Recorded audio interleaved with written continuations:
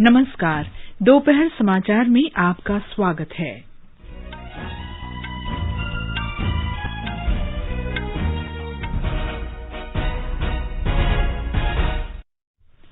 संसद के दोनों सदनों में राष्ट्रपति के अभिभाषण के धन्यवाद प्रस्ताव पर चर्चा शुरू। केंद्र ने राज्य सरकारों के इस प्रस्ताव को खारिज किया कि लॉकडाउन के दौरान उत्पादन में हुए नुकसान की भरपाई के लिए फैक्ट्रियों में काम के घंटे बढ़ाए जाएं। एशिया का सबसे बड़ा हवाई शो एयर इंडिया बंगलुरु में शुरू। रक्षा मंत्री राजनाथ सिंह ने स्वदेशी हथियार प्रणाली के डिजाइन और निर्माण में भारत की बढ़ती उपस्थिति का उल्लेख किया। भारत सबसे तेजी से 40 लाख लोगों को कोविड-19 की वैक्सीन लगाने वाला विश्व का पहला देश बना। और दिल्ली पुलिस ने 26 जनवरी को लाल किले में हिंसा और तोड़फोड़ में शामिल 8 संदिग्धों की जानकारी देने वाले के लिए नकद पुरस्कार की घोषणा की।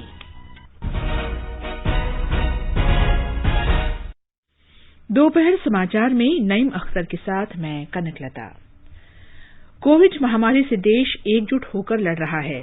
आप भी हमारे साथ सुरक्षा और बचाव के 3 आसान उपायों का संकल्प लें। मास्क पहनें, 2 गज दूरी है जरूरी, सुरक्षित दूरी बनाए रखें, हाथ और मुंह साफ रखें। अब समाचार विस्तार से। राज्यसभा में आज राष्ट्रपति के अभिभाषण के धन्यवाद प्रस्ताव पर चर्चा शुरू हुई। इसके लिए प्रश्नकाल स्थगित कर दिया गया। सदन में सहमति बनी कि प्रस्ताव पर चर्चा के लिए ज्यादा समय दिया जाए ताकि विभिन्न राजनीतिक दलों के सदस्य किसानों के आंदोलन से जुड़े मुद्दे पर भी अपने विचार रख सकें। आज सुबह सदन की कार्यवाही शुरू होने पर संसदीय कार्य मंत्री प्रहलाद जोशी ने कहा कि उन्होंने आज के प्रश्नकाल और कल के प्रश्नकाल के साथ साथ शून्यकाल को स्थगित करने के बारे में विपक्षी नेताओं से बात कर ली है।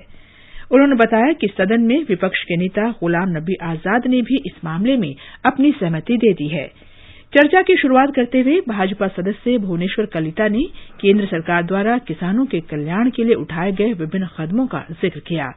उन्होंने कहा कि सरकार किसानों के सभी मुद्दों पर चर्चा करने के लिए तैयार है। आयुष्मान भारत के बारे में उन्होंने कहा कि देश में लाखों गरीब परिवारों को इससे लाभ पहुंचा है। भाजपा के ही विजयपाल सिंह ने कोरोना महामारी से निपटने में केंद्र सरकार के प्रयासों की सराहना की। चर्चा में भाग लेते हुए विपक्ष के नेता गुलाम नबी आजाद ने किसानों के विरोध प्रदर्शन का हवाला देते हुए 3 कृषि कानूनों को निरस्त करने की मांग की। उन्होंने कहा कि किसानों के खिलाफ लड़ाई नहीं होनी चाहिए। श्री आजाद ने कहा कि अगर कृषि कानूनों को संसद की स्थायी समिति को भेजा जाता तो बेहतर समाधान मिल सकता था। श्री आजाद ने 26 जनवरी को किसानों के विरोध प्रदर्शन के दौरान लाल किले में हुई हिंसा की निंदा की। उन्होंने कहा कि इसके लिए जिम्मेदार लोगों को कड़ी सजा मिलनी चाहिए। श्री आजाद ने कांग्रेस सांसद शशि थरूर और कुछ मीडिया कर्मियों पर देशद्रोह के मुकदमे दर्ज करने के लिए सरकार की कड़ी निंदा की। बीजू जनता दल के प्रसन्न आचार्य ने गणतंत्र दिवस पर हुई हिंसक घटनाओं को दुर्भाग्यपूर्ण करार देते हुए इसकी जांच उच्चतम न्यायालय के न्यायाधीश से कराने की मांग की।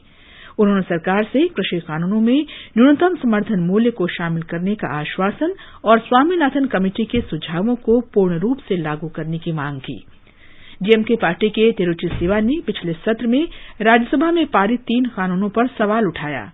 उन्होंने किसानों द्वारा किए जा रहे विरोध प्रदर्शन के मद्देनजर कृषि कानूनों को निरस्त करने की मांग की। आम आदमी पार्टी के 3 सांसदों को आज राज्यसभा की कार्यवाही को बाधित करने पर दिन भर के लिए निलंबित कर दिया गया है। ये सांसद हैं संजय सिंह, सुशील गुप्ता और एनडी गुप्ता। राष्ट्रपति के अभिभाषण पर धन्यवाद प्रस्ताव पर राज्यसभा में चर्चा के दौरान तीनों सदस्य कृषि कानूनों के खिलाफ नारेबाजी करते हुए सदन के बीचों बीच आ गए। सभापति ने बार बार उन्हें अपने स्थान पर जाने और चर्चा जारी रखने का आग्रह किया, लेकिन वे लगातार नारे लगाते रहे। इसके बाद सभापति ने तीनों सांसदों को सदन से बाहर जाने को कहा, लेकिन उन्होंने इसकी अनदेखी की। इस पर सदन की कार्यवाही कुछ समय के लिए स्थगित कर दी गई। कार्यवाही फिर शुरू होने पर भी ये सदस्य सदन में मौजूद रहे। इस पर सभापति ने मार्शल बुलाकर उन्हें सदन से बाहर करा दिया। केंद्र ने इस बात से इनकार किया है कि राष्ट्रीय अभिकरण एजेंसी एनआईए और प्रवर्तन निदेशालय ने किसानों के आंदोलन को मानवीय आधार पर समर्थन देने वाली एजेंसियों, समूहों और व्यक्तियों को किसी भी प्रकार का समन जारी किया है। आज राज्यसभा में गृह राज्य मंत्री जी किशन रेड्डी ने बताया कि सरकार ने किसानों के साथ 11 दौर की बातचीत की ताकि कृषि कानूनों पर किसानों की आशंकाओं को दूर किया जा सके। एक प्रश्न के उत्तर में श्री रेड्डी ने कहा कि पिछले महीने की 26 तारीख को ट्रैक्टर रैली के दौरान किसानों की आक्रामकता दिखाते हुए लूटपाट की घटना को अंजाम दिया। इसके अलावा उन्होंने सरकारी संपत्तियों को भी नुकसान पहुंचाया, साथ ही सरकारी कर्मचारियों को अपनी ड्यूटी निभाने में बाधा डाली। गृह राज्य मंत्री ने बताया कि इन घटनाओं में कई पुलिसकर्मी भी घायल हुए। उन्होंने कहा कि किसानों की इन हरकतों ने दिल्ली पुलिस को आंसू गैस और पानी के फव्वारे छोड़ने तथा हल्का लाठीचार्ज करने पर मजबूर कर दिया। विदेश मंत्रालय ने आज कहा कि कृषि क्षेत्र से जुड़े सुधारवादी अधिनियम पूरी चर्चा और बहस के बाद ही संसद से पारित किए गए हैं। किसान आंदोलन पर विशेष लोगों और कंपनियों द्वारा हाल में की गई टिप्पणियों पर मंत्रालय ने एक बयान में कहा है कि ये सुधार बाजार में किसानों की पहुंच बढ़ाने के साथ साथ अधिक लचीलापन भी देते हैं। ये आर्थिक और पारिस्थितिकी रूप से सतत खेतीबाड़ी का रास्ता प्रशस्त करते हैं। मंत्रालय ने कहा कि इन आंदोलनों को भारत के लोकतांत्रिक लोकाचार और राज व्यवस्था तथा गतिरोध समाप्त करने में सरकार और संबंधित किसानों के प्रयासों के संदर्भ में देखा जाना चाहिए। मंत्रालय ने लोगों से अपील की कि वो ऐसे मुद्दों पर कोई भी टिप्पणी करने से पहले तथ्यों की पुष्टि करें और मुद्दों को पूरी तरह से समझ लें। विदेश मंत्रालय ने कहा कि विशेषकर जानी मानी हस्तियों और अन्य लोगों द्वारा सोशल मीडिया पर सनसनी फैलाने के लिए हैशटैग और बयानबाजी करने की होड़ अनुपयुक्त और गैर जिम्मेदाराना है। मंत्रालय ने कहा है कि देश के बहुत कम किसानों में इन सुधारों को लेकर कुछ आपत्तियां हैं। प्रदर्शनकारियों की भावनाओं का सम्मान करते हुए सरकार के वरिष्ठ मंत्रियों ने उनके प्रतिनिधियों के साथ 11 दौर की बैठकें की हैं। सरकार की ओर से खुद प्रधानमंत्री ने इन कानूनों के अमल को स्थगित करने की पेशकश की है। लोकसभा में भी राष्ट्रपति के अभिभाषण पर धन्यवाद प्रस्ताव पर चर्चा शुरू हो गई है। वित्त मंत्रालय ने जीएसटी क्षतिपूर्ति की भरपाई के लिए आज राज्यों को 6,000 करोड़ रुपए की 14वीं साप्ताहिक किस्त जारी की। इसमें से 5,516 करोड़ रुपए से अधिक की राशि 23 राज्यों को और 483 करोड़ रुपए से अधिक की राशि विधानसभा वाले 3 केंद्र शासित प्रदेशों को जारी की गई है। ये सभी जीएसटी परिषद के सदस्य हैं। कुल अनुमानित जीएसटी क्षतिपूर्ति की अब तक 75% राशि राज्यों और विधानसभा वाले केंद्र शासित प्रदेशों को जारी की गई है। इनमें से 76,616 करोड़ रुपए से अधिक की राशि राज्यों को और 7,383 करोड़ रुपए की राशि विधानसभा वाले 3 केंद्र शासित प्रदेशों को जारी की गई है। केंद्र सरकार ने जीएसटी के क्रियान्वयन के मद्देनजर राजस्व में 1,10,000 करोड़ रुपए की अनुमानित भरपाई को पूरा करने के लिए पिछले वर्ष अक्टूबर में विशेष ऋण व्यवस्था शुरू की थी। सरकार ने आज कहा कि केंद्र शासित प्रदेश जम्मू कश्मीर में अब कोई भी व्यक्ति नजरबंद नहीं है। आज राज्यसभा में एक लिखित उत्तर में गृह राज्य मंत्री जी किशन रेड्डी ने कहा कि अगस्त 2019 से अलगाववादियों सहित 613 लोगों को नजरबंद किया गया था। उन्होंने बताया कि नियमित समीक्षा और स्थिति को ध्यान में रखकर इनमें से अब तक 430 लोगों को रिहा कर दिया गया है। गृह राज्य मंत्री ने कहा कि सुरक्षा और प्रशासन के हितों को ध्यान में रखते हुए प्रदेश में कई कदम उठाए गए थे, जिनमें इन लोगों की नजरबंदी भी शामिल है। केंद्र सरकार ने लॉकडाउन के दौरान उत्पादन में हुई कमी की भरपाई के लिए कारखानों में काम करने के घंटों को बढ़ाने के विभिन्न राज्य सरकारों के प्रस्ताव को खारिज कर दिया है। श्रम मंत्री संतोष गंगवार ने आज राज्यसभा में लिखित उत्तर में बताया कि उनके मंत्रालय को काम करने के घंटों को बढ़ाने के लिए कारखाना अधिनियम 1948 के मौजूदा प्रावधानों को संशोधित करने से संबंधित विभिन्न राज्यों से अध्यादेश और विधेयक के मसौदे प्राप्त हुए थे। उन्होंने कहा कि मंत्रालय ने इन प्रस्तावों पर सहमति नहीं दी है। ये समाचार हमारी वेबसाइट newsonair.com/hindi और हमारे mobile app news on AIR पर भी उपलब्ध हैं। चलो मिलकर एक शुरुआत करें, चलो एक फैसला आज करें, मास्क नहीं तो टोकेंगे, कोरोना को रोकेंगे, चलो एक इरादा करते हैं, चलो कुछ वादा करते हैं, मास्क नहीं तो टोकेंगे, कोरोना को रोकेंगे। दोपहर समाचार में आपका फिर स्वागत है। आगे बढ़ने से पहले मुख्य समाचारों पर एक नजर। संसद के दोनों सदनों में राष्ट्रपति के अभिभाषण के धन्यवाद प्रस्ताव पर चर्चा शुरू। केंद्र ने राज्य सरकारों के इस प्रस्ताव को खारिज किया कि लॉकडाउन के दौरान उत्पादन में हुए नुकसान की भरपाई के लिए फैक्ट्रियों में काम के घंटे बढ़ाए जाएं। एशिया का सबसे बड़ा हवाई शो एरो इंडिया बेंगलुरु में शुरू। रक्षा मंत्री राजनाथ सिंह ने स्वदेशी हथियार प्रणाली के डिजाइन और निर्माण में भारत की बढ़ती उपस्थिति का उल्लेख किया। भारत सबसे तेजी से 40 लाख लोगों को कोविड-19 की वैक्सीन लगाने वाला विश्व का पहला देश बना। और दिल्ली पुलिस ने 26 जनवरी को लाल किले में हिंसा और तोड़-फोड़ करने में शामिल 8 संदिग्धों की जानकारी देने वालों के लिए नकद पुरस्कार की घोषणा की। एशिया के सबसे बड़े हवाई शो एयर इंडिया का आज रक्षा मंत्री राजनाथ सिंह ने बंगलुरु में उद्घाटन किया। इस अवसर पर कर्नाटक के मुख्यमंत्री बीएस येडियुरप्पा, केंद्रीय मंत्री डीवी सदानंद गौड़ा, तीनों रक्षा प्रमुख तथा रक्षा उत्पादन विभाग के वरिष्ठ अधिकारी उपस्थित थे।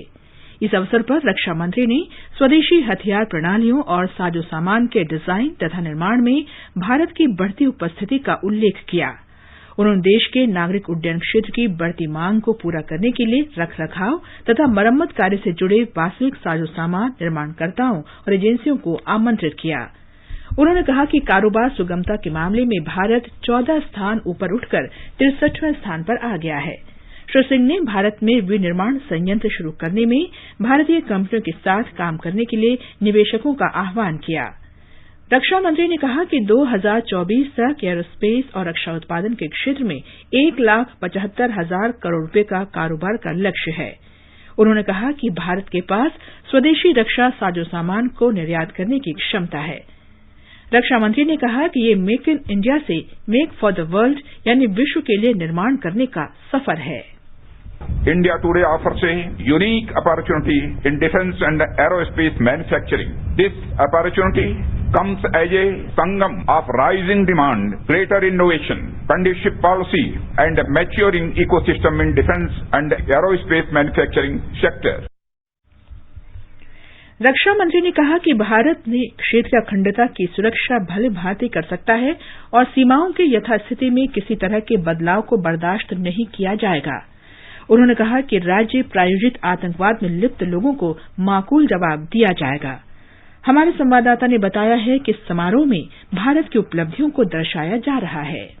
3 दिन चलने वाले एरो इंडिया शो में भारतीय रक्षा क्षेत्र में हुए उपलब्धि की झांकी प्रस्तुत की गई है। इस कार्यक्रम में भारत और अन्य देशों के बीच और निर्माण कंपनियों के बीच सहयोग बढ़ाने में मदद मिलेगी। कार्यक्रम के तहत आयोजित प्रदर्शनी में भारतीय कंपनियों द्वारा विकसित विमान, हेलीकॉप्टर और अन्य उपकरण देखे जा सकते हैं। आज उद्घाटन समारोह में भारत में ही तैयार लाइट कॉम्बैट एयरक्राफ्ट तेजस, एडवांस लाइट हेलीकॉप्टर ध्रुव, लाइट कॉम्बैट हेलीकॉप्टर और यूटिलिटी हेलीकॉप्टर द्वारा फ्लाई पास्ट आयोजित हुआ। सूर्य किरण और सारंग एरोबैटिक टीम द्वारा किए गए हवाई करतब ने सबका मन भाया।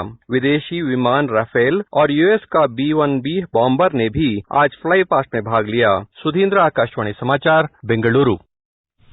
प्रधानमंत्री नरेंद्र मोदी ने कहा है कि भारत में रक्षा और एरोस्पेस के क्षेत्र में अपार क्षमता है। ट्वीट संदेश में श्री मोदी ने कहा कि एयर इंडिया इन क्षेत्रों में मिलकर काम करने का शानदार मंच है।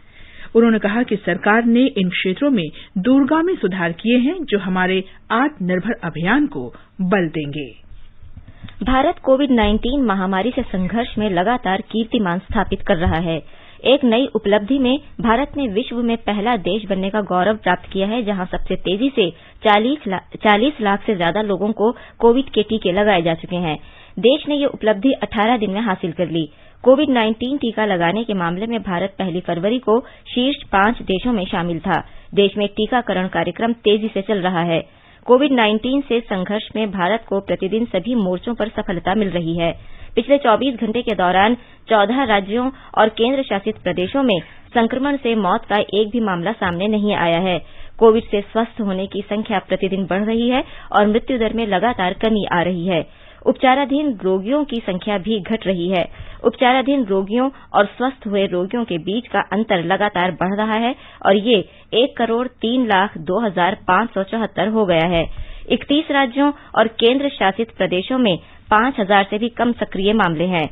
8 राज्यों और केंद्र शासित प्रदेशों में संक्रमण की साप्ताहिक दर राष्ट्रीय औसत से काफी अधिक है। केरल में साप्ताहिक संक्रमण दर सबसे अधिक 12% है और चंडीगढ़ में ये 7% है। टीका लगवाने वाले लाभार्थियों की संख्या भी प्रतिदिन बढ़ रही है। देश में कोविड संक्रमण से मुक्त हुए 85.62% नए मामले 8 राज्यों और केंद्र शासित प्रदेशों से हैं। केरल में ऐसे सबसे अधिक नए मामले सामने आए हैं जो कोविड संक्रमण से स्वस्थ हो गए हैं। इसके बाद महाराष्ट्र और तमिलनाडु का स्थान है। बिहार में अब तक 2,21,523 लोगों को कोविड के टीके लगाए जा चुके हैं। कल 37,139 स्वास्थ्यकर्मियों को टीके लगाए गए। राज्य में कहीं से भी टीके के दुष्प्रभाव का कोई मामला सामने नहीं आया है। स्वास्थ्य मंत्री मंगल पांडेय ने बताया है कि टीकाकरण अभियान का पहला चरण 10 फरवरी तक पूरा करने का लक्ष्य है। इस बीच राज्य में कोविड से स्वस्थ होने की दर बढ़कर 99% हो गई है। अब तक 2,58,309 लोग इस संक्रमण से ठीक हो चुके हैं। सक्रिय मामलों में लगातार कमी आ रही है। इस समय प्रदेश में 1,095 लोग ही कोविड से संक्रमित हैं। कल 118 नए मामले सामने आए, जबकि 173 लोग स्वस्थ हुए। राज्य के 11 जिलों में कोई नया मामला सामने नहीं आया है। राज्य में अब तक 2,11,00,000 कोरोना नमूनों की जांच की जा चुकी है। गुजरात में पिछले 24 घंटे के दौरान कोविड के 285 नए मामलों की पुष्टि हुई। हमारे संवाददाता ने खबर दी है कि ये लगातार दूसरा दिन है जब राज्य में 300 से कम मामले दर्ज किए गए।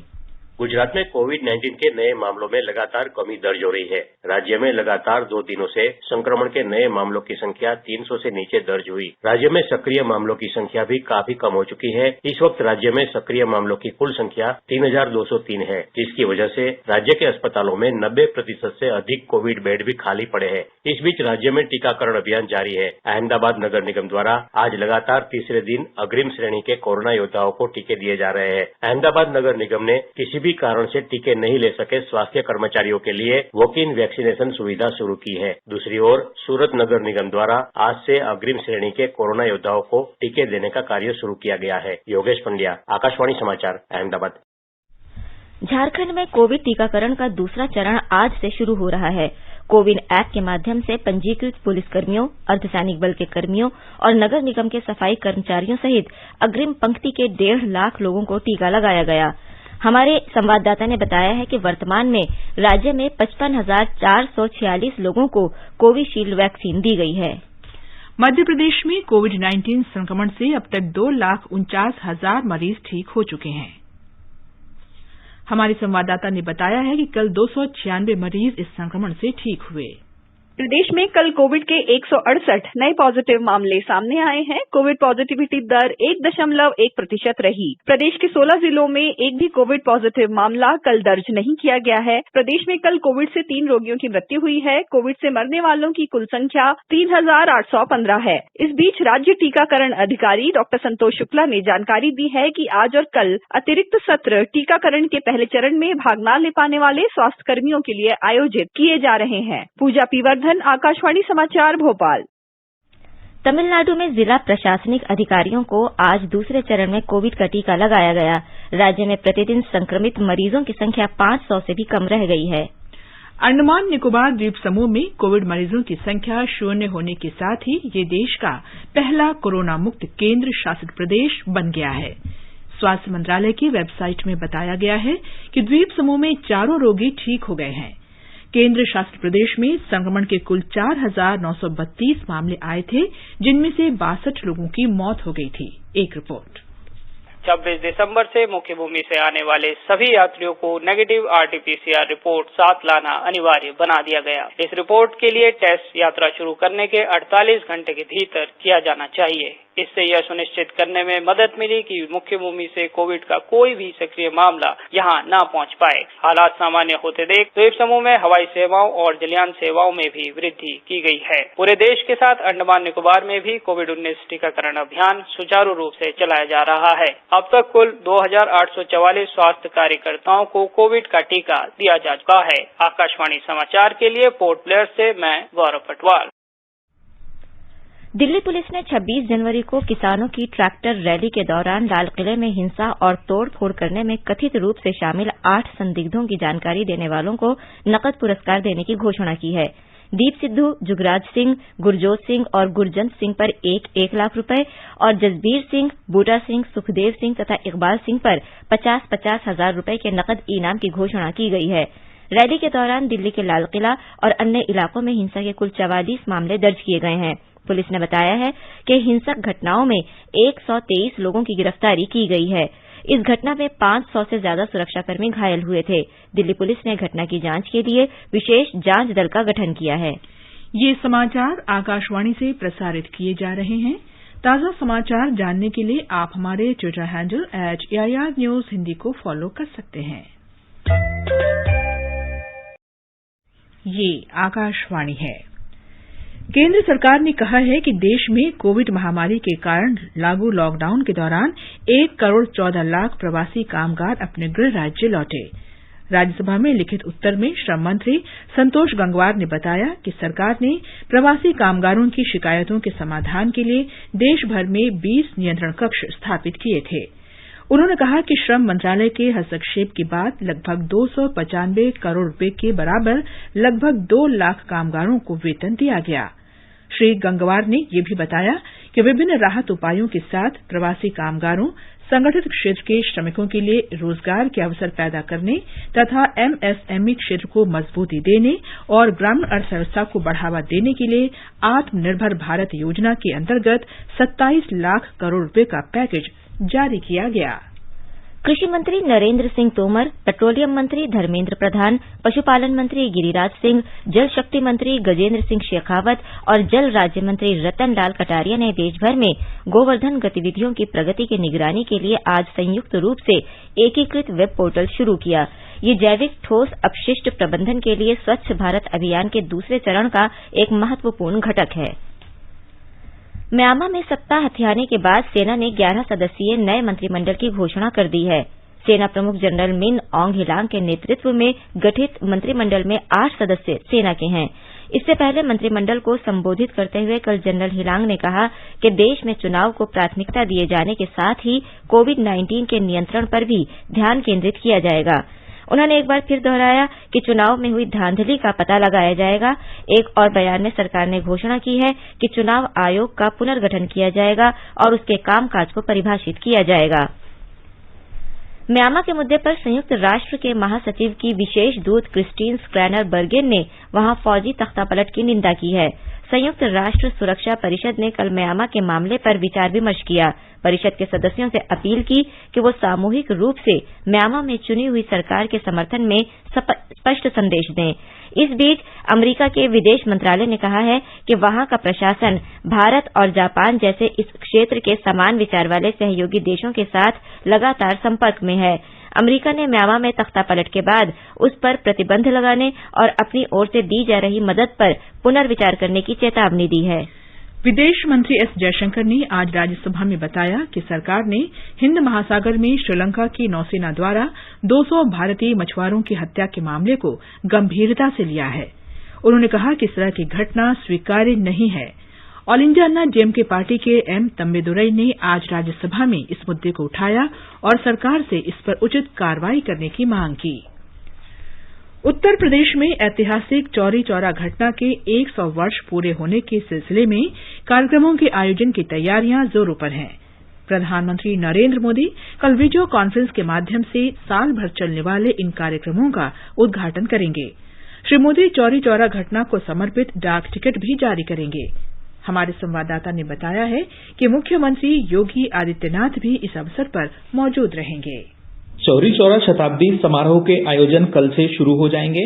राज्य के सभी जनपदों में शहीद स्मारकों पर विशेष कार्यक्रमों का आयोजन किया जाएगा। स्कूली छात्र, एनएसएस, एनसीसी कैडेट, स्काउट और गाइड महान स्वतंत्रता सेनानियों के अदम्य साहस और योगदान का संदेश देने वाले बैनर और पोस्टर के साथ प्रभात फेरियां निकालेंगे। पुलिस बैंड द्वारा शहीद स्मारकों, शैक्षणिक संस्थाओं और अन्य स्थानों पर राष्ट्रधुन बजाई जाएगी। प्रदेश भर में कल सुबह 10 बजे छात्र, कलाकार और अन्य लोग समवेत स्वर में वंदे मातरम का गायन करेंगे। राज्य में आज से विशेष स्वच्छता अभियान भी शुरू किया जाएगा। आकाशवाणी समाचार के लिए गोरखपुर से आदित्य शुक्ला। वित्त मंत्री निर्मला सीतारामन ने 1 फरवरी को ई बजट प्रस्तुत किया था। इससे प्रेरित होकर उत्तर प्रदेश सरकार भी कागज रहित बजट पेश करने की तैयारियां कर रही है। हमारे संवाददाता ने बताया है कि राज्य सरकार इस महीने के तीसरे सप्ताह में बजट पेश करेगी। डिजिटल इंडिया की तरफ बड़ा कदम बढ़ाते हुए प्रदेश के मुख्यमंत्री योगी आदित्यनाथ ने कहा कि प्रदेश मंत्रिमंडल की अगली बैठक अब ई कैबिनेट के जरिए होगी। इसके साथ ही इस महीने की 18 तारीख से शुरू हो रहे राज्य विधानमंडल के बजट सत्र से पहले हर सदस्य को टैबलेट दिए जाएंगे। उन्होंने सभी मंत्रियों के लिए प्रशिक्षण सत्र आयोजित किए जाने के निर्देश दिए हैं ताकि पेपरलेस गवर्नेंस के मिशन को आगे बढ़ाया जा सके। इस प्रशिक्षण सत्र में भाग लेने वाले सभी अधिकारियों और मंत्रियों को अपने लैपटॉप और टैबलेट को साथ लाना होगा। ई कैबिनेट प्रशिक्षण सत्र में सभी प्रतिभागियों को डिजिटल तरीके से काम करने का प्रशिक्षण दिया जाएगा। मिनिमम गवर्नमेंट मैक्सिमम गवर्नेंस विषय पर मुख्यमंत्री योगी आदित्यनाथ की अध्यक्षता में आयोजित एक बैठक में पेपरलेस बजट को पेश करने का फैसला किया गया। केंद्र सरकार के बाद देश में ऐसा करने वाला उत्तर प्रदेश पहला राज्य होगा। सुशील चंद्र तिवारी, आकाशवाणी समाचार, लखनऊ। बजट पेश करने के बाद तीसरे दिन भी आज बंबई शेयर बाजार के संवेदी सूचकांक निफ्टी और अन्य कई बड़े शेयरों में उछाल जारी है। ब्यौरा हमारे संवाददाता से। बॉम्बे स्टॉक एक्सचेंज का प्रमुख सूचकांक सेंसेक्स आज 50,000 के ऊपर खुला एवं शुरुआती ट्रेड में उसने अब तक का सर्वोच्च स्तर छुआ। अब तक 3 बार सेंसेक्स 50,000 के ऊपर गया है, लेकिन सत्र के आखिर तक कभी टिक नहीं पाया है। राष्ट्रीय शेयर बाजार का निफ्टी भी आज 14,750 के अहम स्तर के ऊपर खुला एवं नया सार्वकालिक उच्चांक उसने दर्ज किया। निफ्टी बैंक भी इसी मार्ग पर तेजी के नए नए मुकाम छू रहा है। बजट के बाद सेंसेक्स ने 4,000 से ज्यादा तथा निफ्टी ने 1,100 से ज्यादा अंकों की तेजी दर्ज की है। विश्लेषकों का कहना है भारतीय शेयर बाजारों के इतिहास में पहली बार बजट के पश्चात इतनी बड़ी रैली देखी गई है। जीवन भावसार, आकाशवाणी समाचार, मुंबई। पश्चिम बंगाल में वन विभाग ने पहली बार जल पक्षियों की जनगणना की है। इसका आयोजन 12 जनवरी से 2 फरवरी के बीच राज्य के 54 विभिन्न स्थानों पर किया गया। हमारे संवाददाता ने बताया है कि जल पक्षियों की गणना में वन कर्मचारी, गैर सरकारी संगठन और पक्षी प्रेमियों सहित 800 से अधिक लोग शामिल थे। सुंदरबन की समृद्ध जैव विविधता हर साल बहुत से प्रवासी पक्षियों को आकर्षित करती है। दुनिया भर से पक्षी प्रेमी और प्रकृति प्रेमी नियमित रूप से यहाँ पर आते हैं। राज्य वन विभाग ने पहली बार सुंदरबन सहित इस राज्य की आर्द्र भूमि के जल पक्षियों की जनगणना करने के लिए एक पहल की। प्रधान मुख्य वन संरक्षक वन्यजीव विनय कुमार यादव ने कहा कि यहाँ अब तक पक्षियों की 65 प्रजातियां पाई गई हैं। सुंदरबन में पहली बार काले गले वाले ग्रीब पक्षी का भी पता चला है, जबकि क्षेत्र के विभिन्न स्थानों पर 4,000 से अधिक ग्रेट नॉट पक्षी देखे गए थे। वहीं गजोल डोबा में 63 प्रजातियों के 7,000 से अधिक पक्षियों को देखा गया है। कोलकाता से मधुपर्णाधर चौधरी की रिपोर्ट के साथ समाचार कक्ष से निखिल कुमार। भारतीय जनता पार्टी अध्यक्ष जेपी नड्डा इस वर्ष अप्रैल-मई में केरल में होने वाले विधानसभा चुनाव की तैयारियों की समीक्षा के लिए राज्य के 2 दिन के दौरे पर हैं। वे वहां कई कार्यक्रमों में शामिल होंगे और सहयोगी दलों के साथ बैठक करने के साथ ही त्रिशूर में एक सार्वजनिक रैली में पार्टी के चुनाव प्रचार की शुरुआत भी करेंगे। भारत के विकेटकीपर और बल्लेबाज ऋषभ पंत को अंतर्राष्ट्रीय क्रिकेट परिषद के men's player of the month पुरस्कार के लिए नामांकित किया गया है। इंग्लैंड के कप्तान जो रूट और आयरलैंड के पॉल स्टिरलिंग को भी इस पुरस्कार के लिए नामित किया गया है। 23 साल के ऋषभ पंत ने ऑस्ट्रेलिया के खिलाफ 2 टेस्ट मैच खेले। सिडनी में हुए मैच में उन्होंने 97 रन बनाए थे, जिससे भारत मैच को ड्रॉ कराने में सफल रहा, जबकि ब्रिस्बेन में नाबाद 89 रन बनाकर उन्होंने भारत को सीरीज में ऐतिहासिक जीत दिलाई। अंतर्राष्ट्रीय क्रिकेट परिषद ने प्लेयर ऑफ द मंथ पुरस्कारों के लिए नामांकन की घोषणा करते हुए कहा है कि ये पुरस्कार साल भर सभी तरह के अंतर्राष्ट्रीय क्रिकेट मुकाबलों में बेहतरीन प्रदर्शन करने वाले पुरुष और महिला खिलाड़ियों को दिए जाएंगे। हिमाचल प्रदेश में मौसम विभाग ने अगले 2 दिन में ऊपरी और मध्य पर्वतीय इलाकों में वर्षा तथा बर्फबारी की संभावना व्यक्त की है। विभाग ने मैदानी तथा निचले पर्वतीय इलाकों में गरज के साथ छींटे पड़ने की येलो चेतावनी भी जारी की है। इस बीच राज्य में शीतलहर का दौर जारी है। अंत में मुख्य समाचार एक बार फिर। संसद के दोनों सदनों में राष्ट्रपति के अभिभाषण के धन्यवाद प्रस्ताव पर चर्चा शुरू।